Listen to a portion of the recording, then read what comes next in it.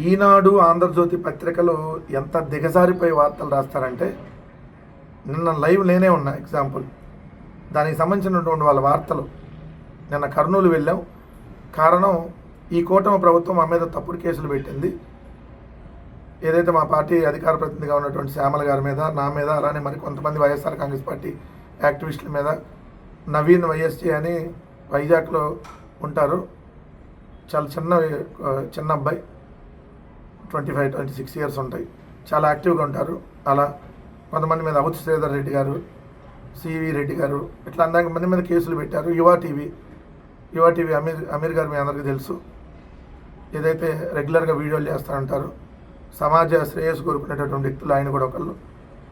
So వీళ్ళందరూ దాన్ని bus ప్రమాదం మీద మేమందరం దుష్ప్రచారం చేసామని నోటీసులు ఇచ్చారు. ఏంటి మేము చేసినటువంటి ఇది? బెల్ట్ షాపులో ఉన్నాయని చెప్పి మేము దుష్ప్రచారం చేసామంట. బెల్ట్ షాపులో ఉన్నమాట వాస్తవమే కదా, మేము దుష్ప్రచారం చేసేదే ఉంది. వాళ్ళు రేణుకా ఎల్లమ్మ వైన్స్లో కాకుండా బెల్ట్ షాపుల్లో కూడా కొన్ని తాగారనేది వాస్తవం కదా. అదే మేము చెబితే నిన్న మేము విచారణకి వెళ్ళాం. నిన్న ఏదో 4ంటికి బయలుదేరి ఇక్కడి నుంచి కర్నూలు.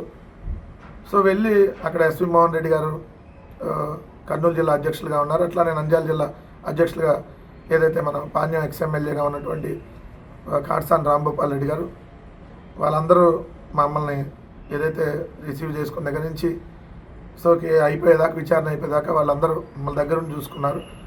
సో పార్టీ నాయకులు కాబట్టి ఖచ్చితంగా ఇప్పుడు మేము వెళ్తున్నాము అన్నప్పుడు వాళ్ళు వస్తే దాన్ని ఒక పెద్ద రాద్ధాంతం చేస్తూ ఏదో రచ్చరచ్చ చేశారంట.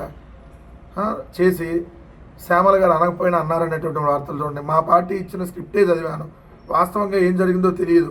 వైకాపా అధికార ప్రతినిధి శ్యామల అని చెప్పి కర్నూలు డిఎస్పీ కార్యాలయంలోకి వెళ్తున్న శ్యామలాని ఫోటో పెట్టి, వైకాపా అధికార ప్రతినిధులు RS Shyamala, Karumuri Venkata Reddy, Rayalaseema united force ప్రతినిధి టి నాగార్జున రెడ్డి, వైకాపా అభిమాని నవీన్, సివి రెడ్డిలు పోలీసులు సోమవారం విచారించారు. అధికార ప్రతినిధి కావడంతో వారు ఇచ్చిన స్క్రిప్ట్ ఆధారంగా పార్టీ ఆదేశాలు మనకి చదివాలని వెల్లడించారు.